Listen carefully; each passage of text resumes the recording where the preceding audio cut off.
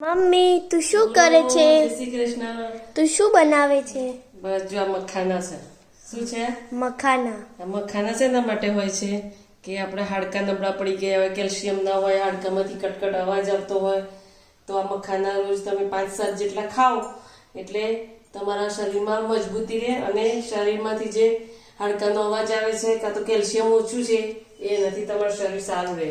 તો આજે આપણે બનાવીશું મખાના. આમ તો દૂધમાં પણ એને ઉકાળીને પીવાય, પણ મને દૂધમાં નથી ભાવતા એટલે હું ગાયના ઘી, શુદ્ધ દેશી ગાયના ઘીમાં બનાવીશ જેથી આપણે બધા પણ ખાઈ શકીએ. હવે આપણે એના પર મૂકીશું. હવે આમાં ગાયનું શુદ્ધ ગાયનું આપણે દેશી ઘી નાખવાનું છે. આમાં થોડુંક જ બોલવું. હવે આમાં મખાના નાખીશું.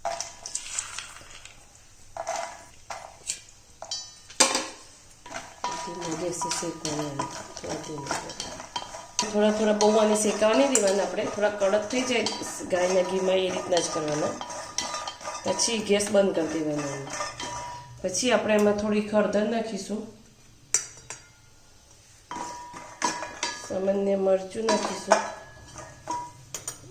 સામાન્ય મીઠું નાખીશું. પછી ધીમે ધીમે હલાવીશું હવાને. આપણે થોડા કડક થઈ જાય ને, આપણે જેમ ધાણી બનાવીએ છીએ ને મકાઈની એ રીતના એમ કરવાના એટલે કડક કડક થઈ જાય. પછી આપણે એમને નાસ્તામાં પણ એમ ખાઈ શકીએ. હવે આ જુઓ મખાના તૈયાર છે. હવે આપણે એક મખાના જોઈએ કેટલો કડક થયો છે. સામાન્ય તમે આમ કરશો તો અવાજ આવશે કટ દઈને, અને જુઓ ધાણીની જેમ. અને ખાવામાં પણ બહુ સ્વાદિષ્ટ લાગશે. બધા નાના બાળકોને પણ ભાવશે અને મોટાને પણ ભાવશે.